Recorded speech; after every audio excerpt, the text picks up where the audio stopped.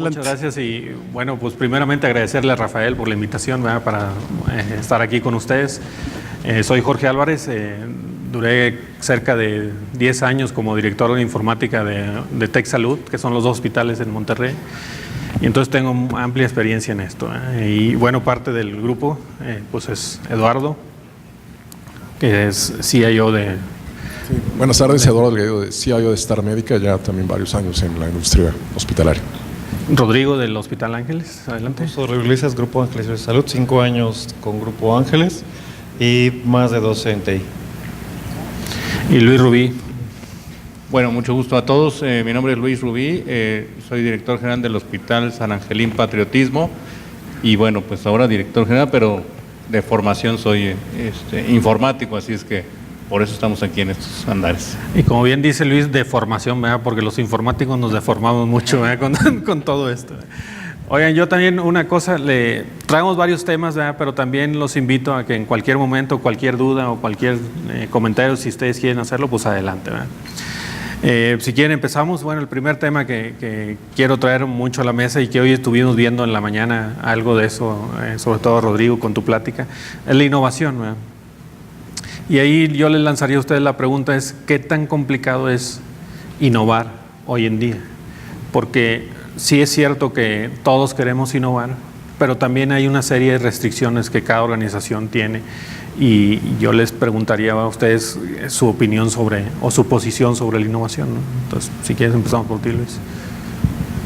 Bueno, la verdad es que el tema de innovación hoy cada vez se vuelve más complejo o más cerrado, depende como lo queramos ver. Mi punto de vista es que el tema de tecnologías de la información ha evolucionado tanto que ya el nivel de commodities ha sido bastante superado, es decir, ya no podemos hablar de innovación en cuestiones de redes, de software, de expediente clínico solamente. Eso ya se ha convertido en un commodity que prácticamente pensamos que la mayoría debe tener. Entonces hoy los temas de innovación están mucho más enfocados al entendimiento del negocio, a la atención al paciente, en trabajar en cuestiones de seguridad al paciente.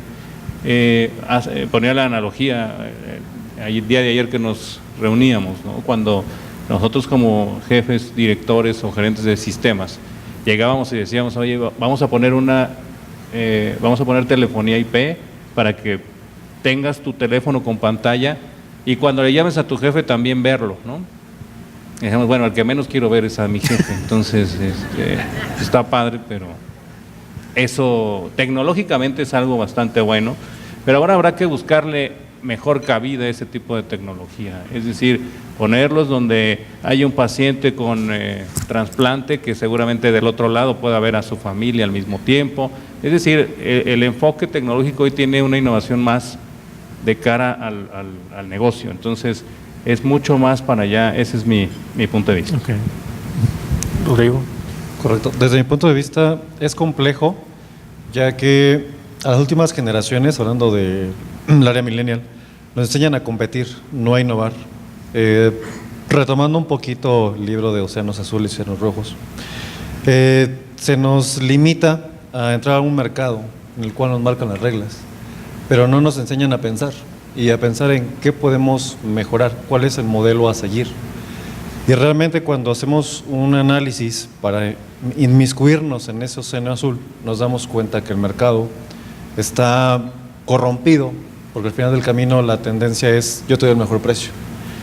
Y para obtener una innovación muchas veces no necesitamos una inversión financiera, únicamente es reorganizar un proceso, porque al final del camino lo que nos interesa es sentirnos bien, no específicamente en salud, sino en todos los aspectos. Entonces yo creo que al no tener un esquema educativo diferente o que nos permita romper esas reglas y salir de la caja, no podemos innovar y es complicado. Ponemos un ejemplo de una compañera donde las sillas suben y bajan. Entonces llega un punto en el que se atora y por no salir de la caja lo que queremos hacer para traer una silla es jalar. No nos damos cuenta que está atorado y lo único que tenemos que hacer es bajar y jalar.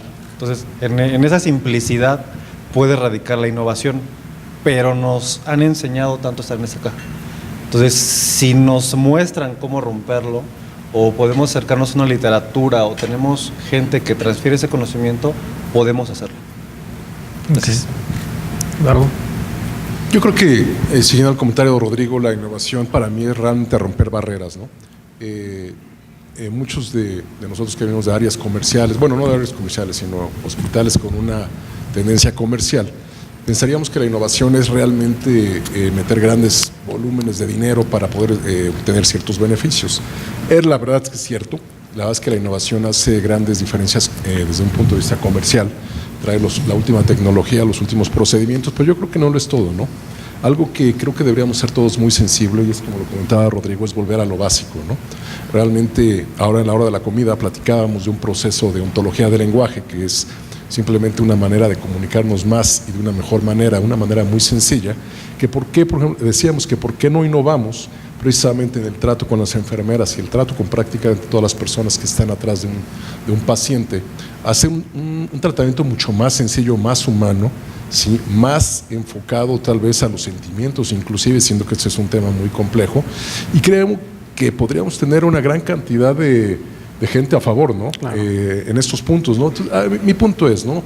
La innovación no es dinero, la innovación es querer hacer las cosas mejor, y creo que si le podemos poner un granito de arena con un sentido humano sería fabuloso, ¿no? Ahora, ahondando un poquito en la innovación, yo les lanzaría en algún momento, en alguna revista yo leí un artículo donde decía que de alguna forma las mismas empresas están matando a la organización, porque las mismas empresas, y esto no exime a los hospitales, estamos buscando estandarizar siempre los procesos y crear reglas y hacer más eficientes los procesos.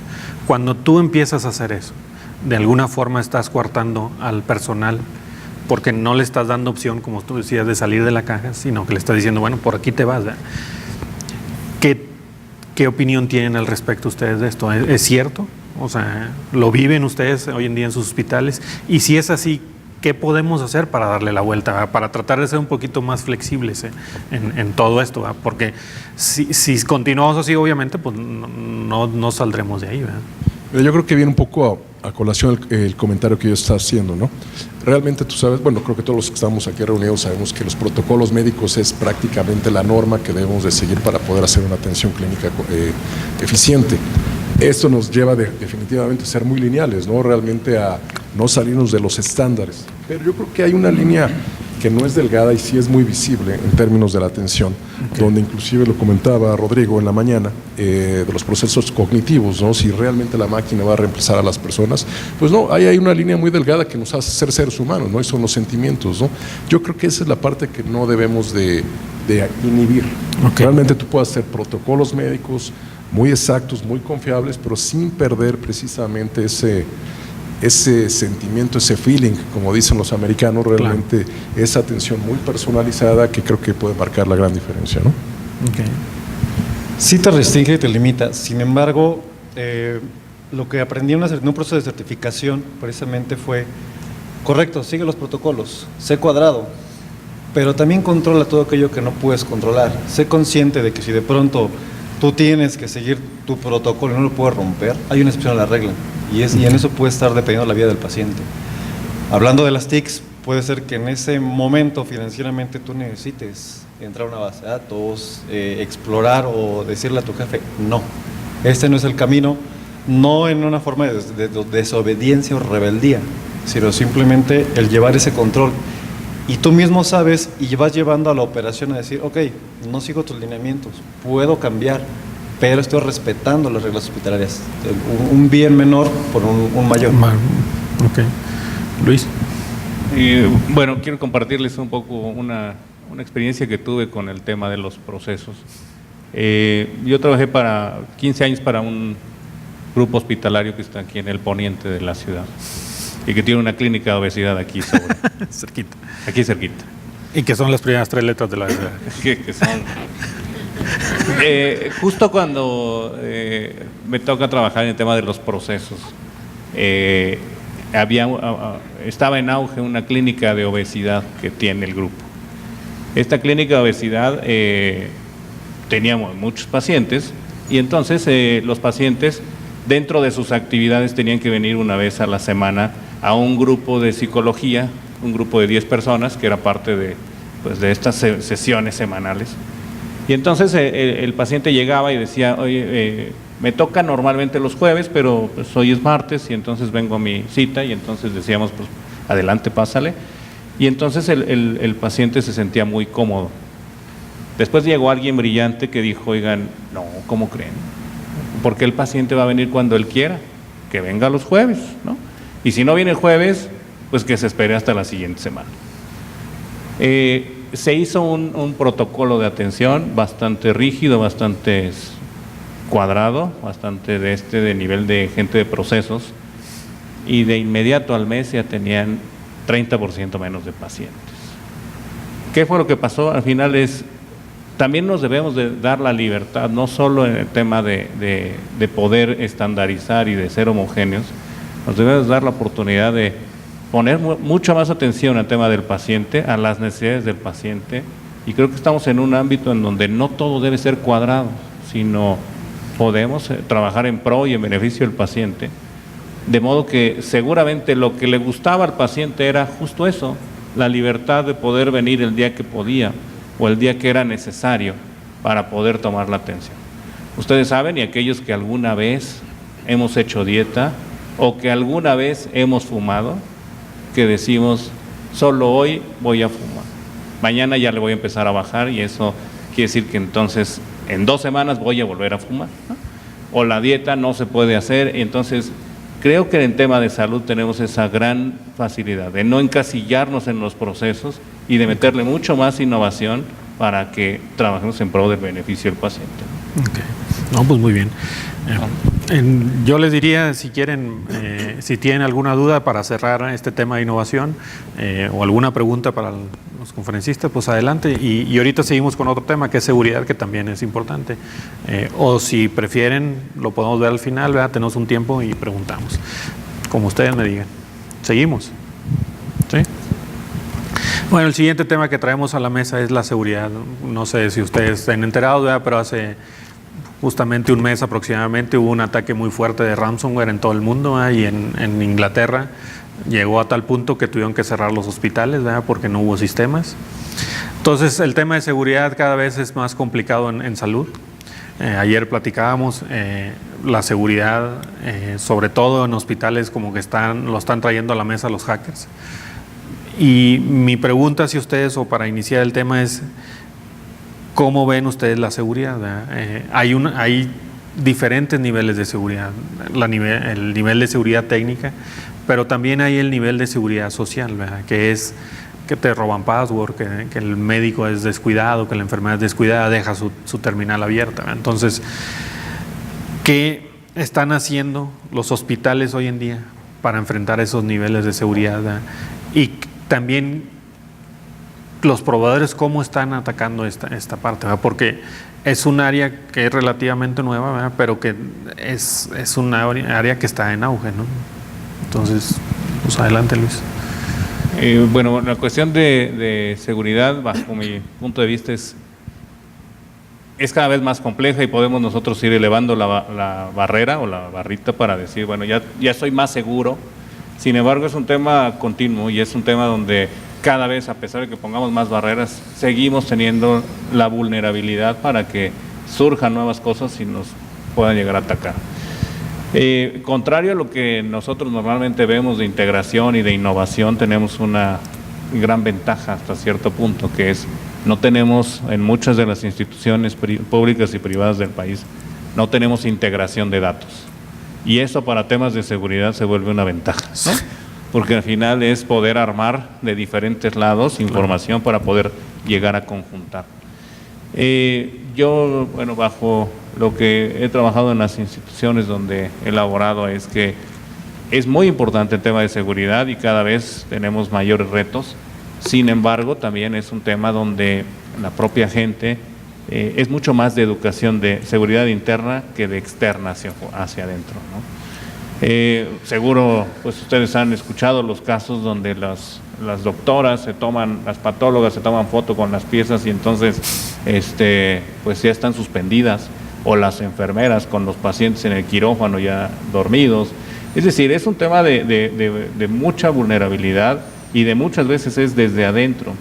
Lo que tenemos y lo que sí podemos controlar de mejor manera es qué niveles de seguridad estamos poniendo desde dentro de las organizaciones.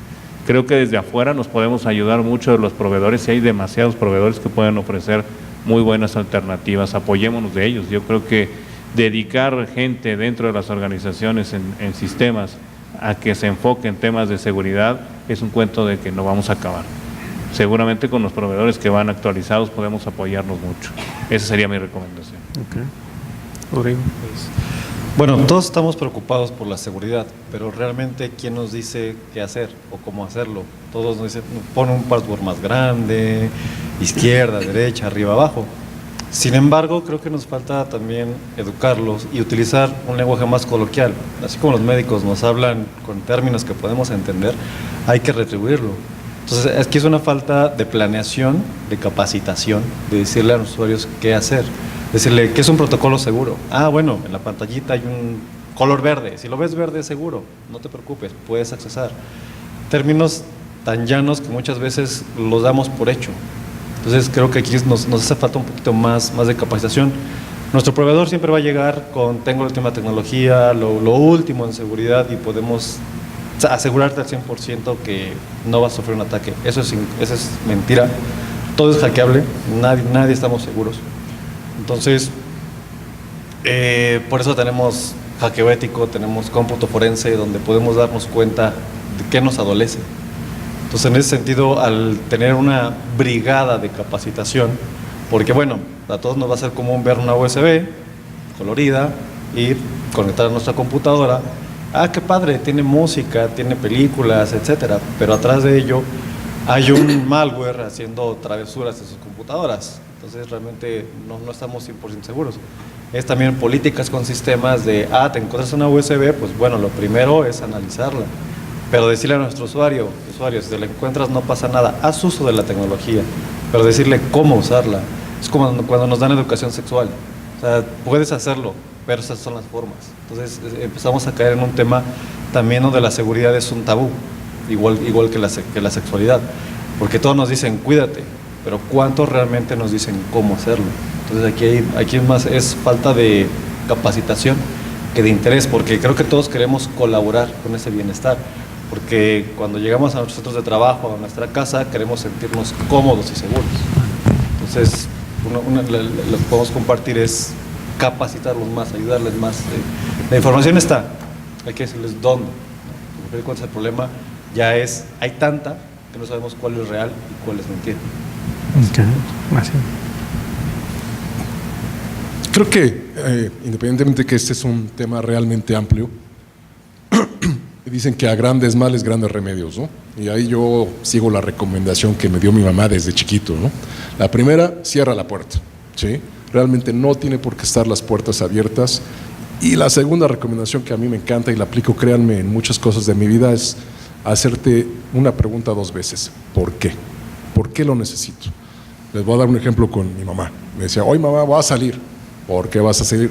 Porque voy a jugar con Juanito. Hoy Juanito está ahorita haciendo la tarea. ¿Por qué vas a salir? Es que porque quiero ir a comprar un dulce aquí hay en la casa. Ya fueron 2 porqués, no sales. Así de sencillo. Yo creo que esta pregunta tan sencilla y esta visión tan sencilla puede hacer que cambien las cosas en las organizaciones. Realmente ahora con el Internet de las cosas o tener las plataformas abiertas en cualquier momento y en cualquier lado, realmente lo que provoca precisamente que la gente, no es que haga mal uso, porque yo creo que hay gente que no es malintencionada, sino más bien es mal informada. Realmente no entienden los riesgos que hay que entrar a ciertas páginas, porque sí lo limita el trabajo o sí lo requieren, pero realmente creo que nunca nosotros, o al menos en mi caso y creo que posiblemente en algunos de ustedes, no damos 2 o 3 preguntas de seguridad que sería muy interesante hacerlas si tuviéramos un proceso de educación de lo que sí debo de hacer y de lo que no debo hacer. Algo que es muy importante, sobre todo en una empresa y más en un hospital, realmente tenemos que enfocarnos al trabajo, ¿sí? No tenemos por qué andar navegando, no tenemos por qué andar buscando cosas que no debemos de buscar. Y como les digo, hacerse esa pregunta de los porqués. Por ejemplo, una organización comercial que tiene que ir a visitar a los médicos en las diferentes torres, la pregunta es, oye, ¿por qué tengo que abrir todas estas puertas para que el médico vaya? ¿Por qué mejor el médico no viene? Si realmente lo que el médico necesita es conocer las instalaciones hospitalarias, ¿no?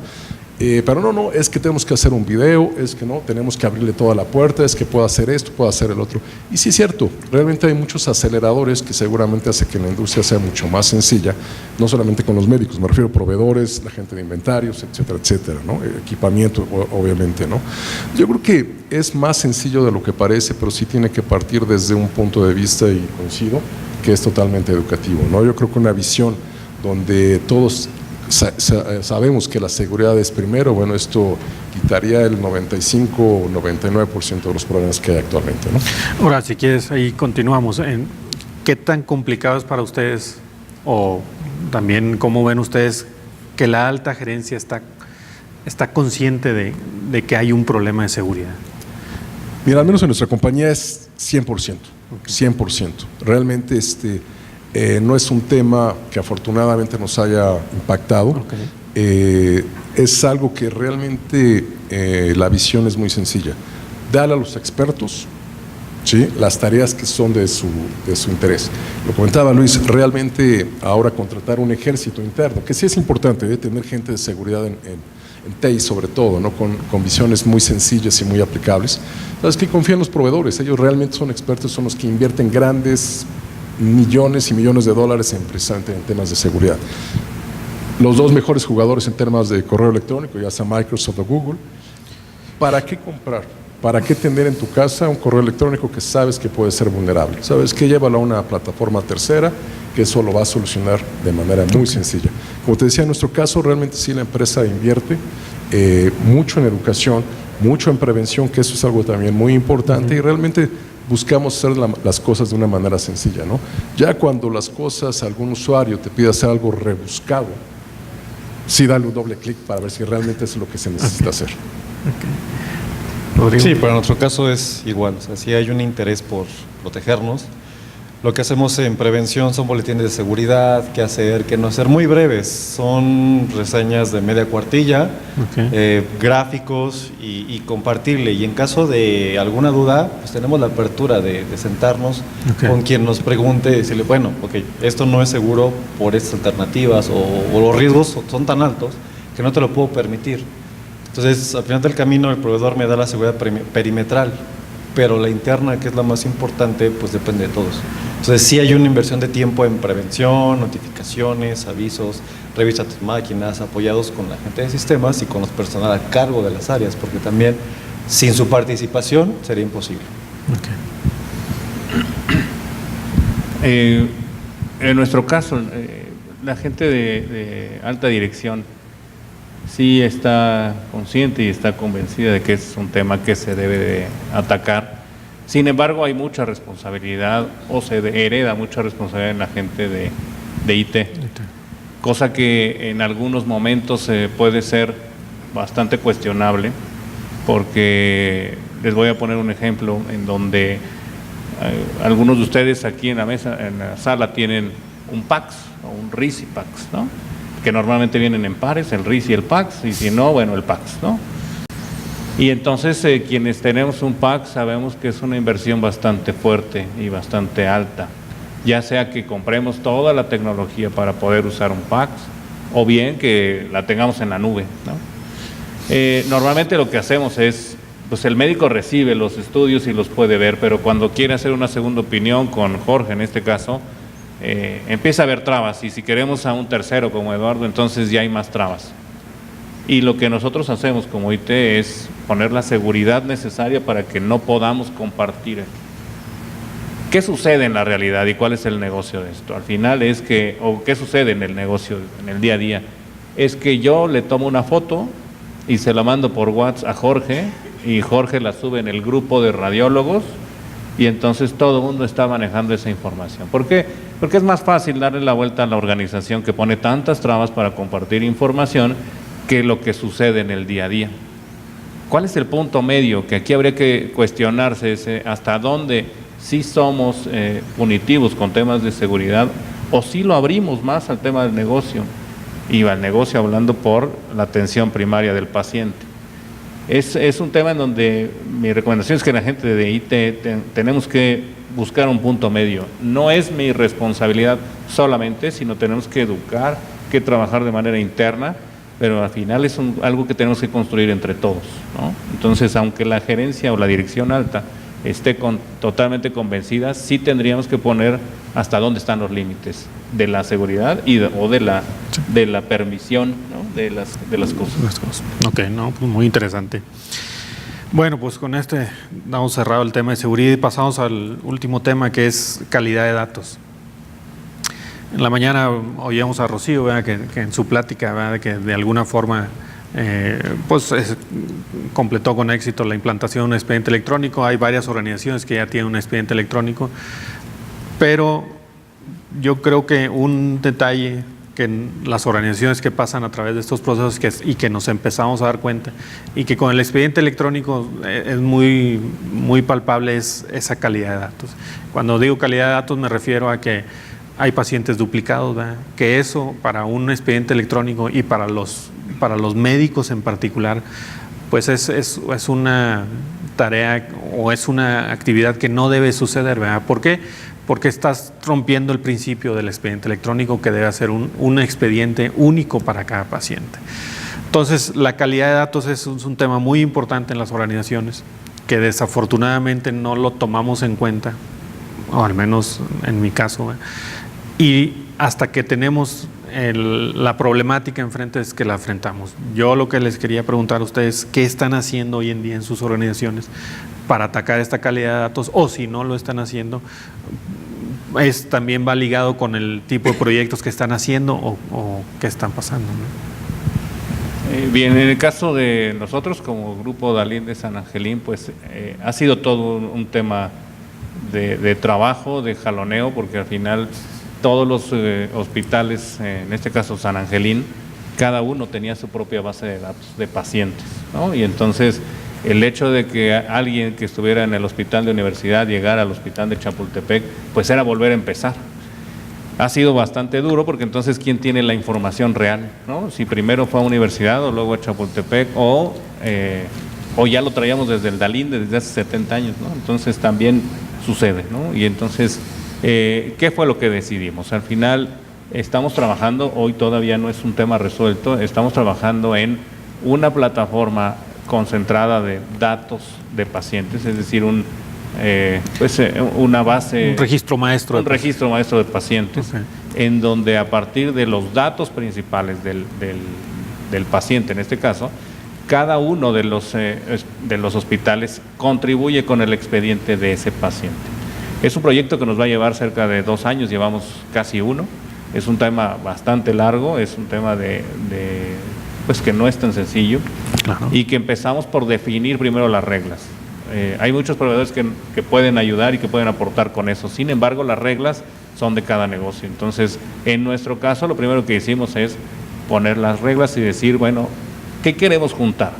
Y decidimos que solamente se iba a juntar información de hace 5 años para acá. No vamos a juntar toda la historia, porque no teníamos ni siquiera la certidumbre de que los pacientes siguieran vivos, ¿no? Entonces íbamos a entrar en algo tan vertiginoso que pues aquí sí nos apegamos a la ley, ¿no? De tener 5 años atrás, okay, y de aquí para adelante. Entonces, sin embargo, hubo que hacerlo en 2 proyectos distintos, la historia y lo del día a día. Y entonces la historia es un proyecto que va caminando, sí, y que se está juntando esa información, pero definimos las reglas para poder aprovechar el cambio de sistemas y volver a empezar una historia, okay, en conjunto. Eso es lo que estamos haciendo. En nuestro caso comenzamos al revés. Nace Ángeles Acoxpa con expediente electrónico, sistema completamente cero papel. Cuando se comienzan las primeras cargas, justamente empezamos a detectar que no hay reglas de negocio. Y no hay reglas de negocio a nivel, ¿qué pasa si el paciente de pronto lo tengo que trasladar de piso a urgencias? Pues bueno, no nos dio la programación para entender que era una simple consulta y a duplicar el paciente. No nos dimos cuenta de habilitar un tema de multialmacenes. Entonces empiezan a surgir unos elementos que la lógica es, ok, el paciente llega por urgencias, pasa a piso, intensiva, quirófanos, etcétera, hasta su egreso. Pero jamás volteamos a, bueno, ¿y qué pasa si llega grave y tiene que pasar directo a intensiva? Pieza urgencias, pero va a intensiva. Entonces, hemos trabajado tanto hacia la parte administrativa, porque realmente ahí es un cuello de botella, en el sentido de necesitamos capacitación constante. La gente tiende a crecer dentro del grupo. Entonces, de pronto, un cajero lo puedes ver ya como jefe de área y después lo ves como responsable de toda una zona coordinando y todo su expertise no permea hacia abajo. Puedes tener N manuales, pero al final del camino, al no permearlo, pues dificulta esas tareas. Lo que se hace es reforzar constantemente. No nada más es, te capacité, ya van 3 meses, bueno, 6 meses. ¿Qué necesitamos como grupo? Área de admisión, ¿qué necesitas? Quirófanos, ¿en qué estamos trabajando? Entonces, es no dejar perder todo lo que se ganó al principio. Entonces, lo aprendido en el corto tiempo, y sí es una tarea difícil que va a tener Luis, es precisamente, Coxpa lleva 3 años y medio trabajando con el expediente electrónico, y son subidas y bajadas, porque cuando ya crees que lo tienes consolidado, regresa a la norma y ya salió una nueva. Y entonces también la parte normativa es donde nos empieza a afectar, porque ya cuando crees que estás, pues viene otra vez la subida de la montaña rusa. Pero es que es constante, es un trabajo constante de todos y más de las áreas administrativas más cooperativas, porque el médico técnicamente sabe que si él no hace su expediente, pues está poniendo en riesgo por ley su cédula, y hay unos que tienen 2, 3 o 4, entonces no lo van a hacer. Entonces hay que reforzar más bien la parte no médica para hacer, y es donde estamos trabajando. Ok. Eduardo. Bueno, sí es un tema que yo creo que nos preocupa a todos, afortunadamente en casa. No es un tema realmente crítico, afortunadamente las cosas se van dando bien. Yo creo que los sistemas para eso están, ayudan en gran medida, sobre todo cuando hay duplicidad de información, que yo creo que sería el menos problema de los problemas, ¿no? Sí. Realmente la calidad de los datos es lo que puede marcar la diferencia, ¿no? Un 0, un 6, en la atención clínica creo que puede ser un tema muy importante. Por eso sistemas como, o estas ayudas que seguramente veremos en el futuro como Watson, seguramente harán una gran diferencia, ¿no? Porque no es que vayan adelante, siempre van a ir acompañando a. Y yo creo que este es un tema cultural que tenemos que tener todos, ¿no? Tenemos que hacer una doble revisión, sobre todo donde las cuestiones son críticas, donde realmente la atención requiere que le demos una atención al detalle donde pueda hacer la diferencia, ¿no? Los errores se van a dar hoy, mañana y siempre, ¿no? Esa es una realidad, sí, claro. ¿No? No solamente porque transcribamos o porque dictemos o por algún otro tipo de mecanismo, ¿no? Estos errores son inherentes al proceso mismo, y no solamente en la atención hospitalaria, sino yo creo que en cualquier industria, y realmente es algo que tenemos que fijar. Parte de la cultura que yo he visto en otras empresas es hacer revisiones, purgas de información de manera frecuente, procesos donde la tecnología te puede ayudar, y cada 3 meses hacer una depuración profunda de esta información. Uno creería que es más complicado de lo que parece, y realmente no lo es. Curiosamente, los errores son muy repetitivos y salen a flor de la primera revisión, okay, ¿no? Entonces hay uno, cuando la gente de TI realmente puede marcar la diferencia, haciendo validaciones muy específicas en los sistemas para evitar este tipo de errores. Como les decía, este es un error que siempre va a pasar, pero yo creo que los métodos o mecanismos de prevención que podemos poner, que siempre tienen que ser oportunos, hacen la gran diferencia, ¿no? Okay. Si quieres rápido, antes también les diría, ¿qué tanta responsabilidad en el tema de duplicación tiene el gobierno, en el sentido de que no ha nombrado o no ha hecho un identificador único de paciente?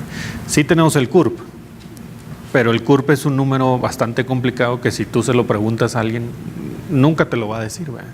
Entonces, ¿qué tanta responsabilidad le dan ustedes al gobierno en ese sentido, y que de alguna forma, al hacer un identificador nacional único, nos ayudarían a nosotros en salud a justamente tener este registro maestro de pacientes, ¿verdad? Que sería universal, ¿verdad? No sería nada. No, definitivamente. Mira, yo creo que no es solamente cuestión del gobierno. Okay. Yo creo que todos hemos tenido experiencias cuando vamos a sacar algún RFC o vamos a sacar nuestra INE, vamos a cualquier otro trámite, ¿no? Realmente hoy creo que hay muchos mecanismos en el gobierno que lo están haciendo muy bien. Yo tengo la fortuna de vivir en provincia, he vivido muchos años en Querétaro, ahora estoy en Michoacán, y uno realmente se sorprende de la calidad de los sistemas que ha puesto el gobierno, ¿no? Yo creo que a veces nosotros como usuarios somos los que queremos saltar la regla y hacer las cosas más sencillas. Y creo que ahí está la gran fuente del error, ¿no? Yo creo que si todos ponemos un granito de arena, realmente estos problemas se van a solucionar de una manera muy rápida. Pero es cierto, el tema de tener una identidad única para el futuro es algo que se tiene que dar ya. Definitivamente, esto no es algo que se tenga que debatir, no es algo que se tenga que esperar, sino realmente es algo que tenemos que promover. Desafortunadamente, en la industria privada, en hospitales, realmente no tenemos una organización que esté empujando para eso, ¿no? Así es. Creo que es una de las grandes ausencias que tiene que cubrirse rápidamente. Así es. Rodrigo. Claro, en ese sentido, si lo ponemos en porcentajes, yo le daría un 30% al gobierno, 70% a los demás. Sí, ¿por qué? Si bien el gobierno ya nos dio un RFC, un CURP, diferentes números de IDs, pues bueno, empecemos a poner nuestro granito de arena, a homologar. Dice, ok, si viene un paciente lo va a pedir RFC, no lo tiene CURP, entonces los pongo como dos campos necesarios.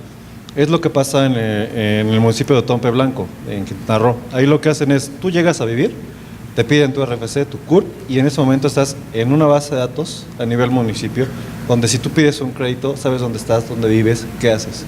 Entonces, al tener toda esa cronología, eso nos puede ayudar a nivel salud. Puedes llevar tu expediente clínico a donde vayas. Claro. Entonces, creo que necesitamos también aportar nosotros para decirle al gobierno, oye, me diste 3, 4, 5 datos maestros, puedo ocupar 2. Entonces, dime cómo colaboro contigo para hacerlo. Entonces, ese es mi punto de vista. Ok, interesante. Luis. Bueno, yo creo que el gobierno ha hecho su parte y creo que tenemos que nosotros aprovechar algunas de las cosas que se han definido.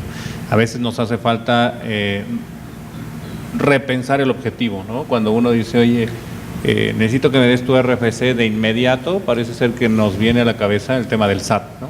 ¿Para qué lo quieres? ¿No?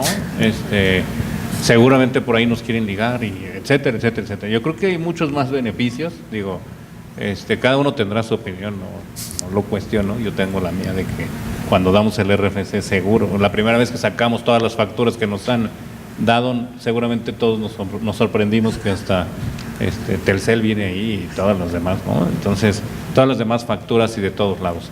Pero yo creo que tendríamos que replantear nuestra estrategia y nuestro objetivo de para qué queremos esa información y venderla como un beneficio real. No estar esperanzados a que ahora salga el nuevo CURP o el CURP 2.0 o el 3.3, ahora como la factura. Yo creo que tiene que ser algo en donde nosotros aprovechemos eso para poder estandarizar las cosas. Yo creo que el que uno no se sepa el CURP, y me incluyo, es responsabilidad de nosotros mismos, ¿no? Claro. De decir, oye, no está tan complejo porque es igual que tu RFC y parece ser que no está difícil, pero ¿por qué no lo sabemos? Porque falta un objetivo claro, ¿no? Si nosotros decimos, oye, con esto vamos a poder estandarizar información, seguramente nos lo vamos a aprender. Nos aprendemos cosas peores, ¿eh? A veces. Entonces, sí falta, es un tema de voluntades y también de ponerle un objetivo del para qué. Ok. No, muy bien.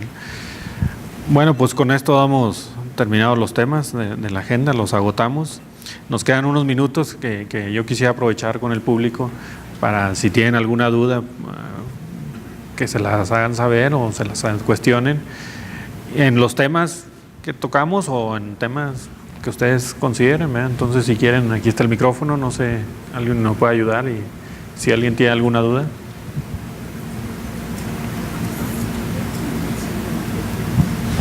Por allá. Aquí. Sí. Muchas gracias, buenas tardes. Bueno. Soy el doctor Carlos Ocampo y soy coordinador de calidad del Hospital Zaragoza del ISSSTE. Y bueno, es mi segundo año que vengo, muchas gracias.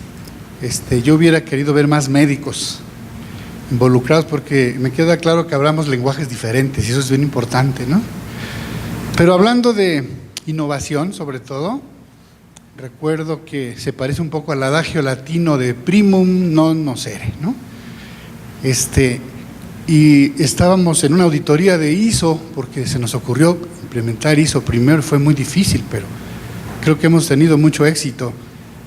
Y resulta que un ingeniero del Politécnico vio que un refrigerador no tenía su termómetro y no tenía rango también de congelación.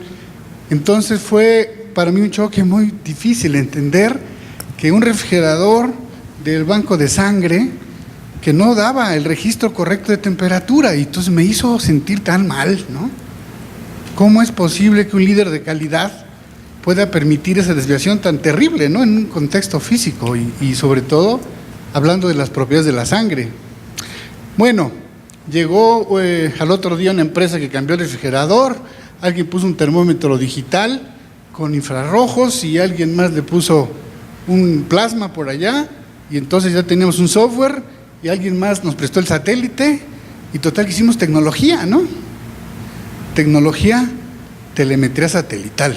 Y hoy Pemex la usa en sus plataformas, diciendo, ¡ay, cómo es posible! Fíjense qué maravilloso, ¿no?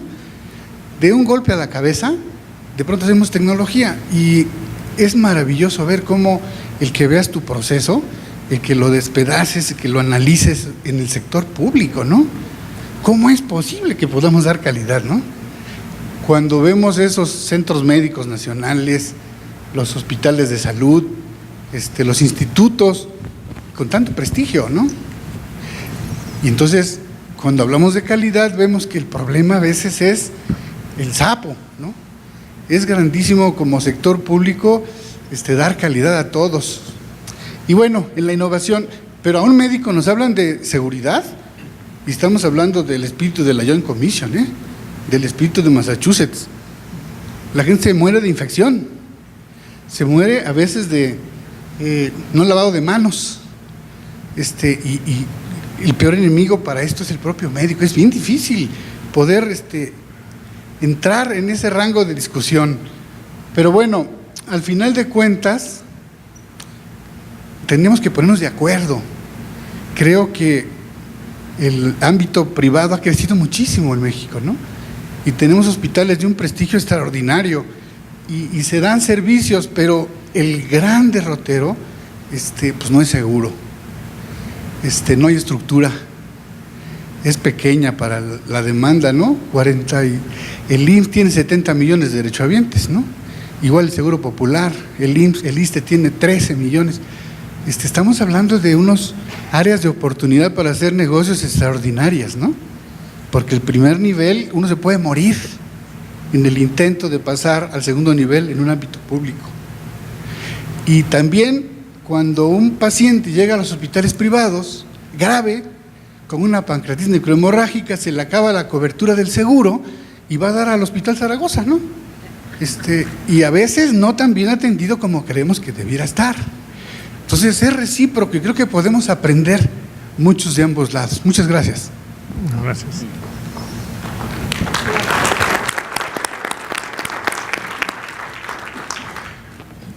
¿Alguna otra duda, comentario?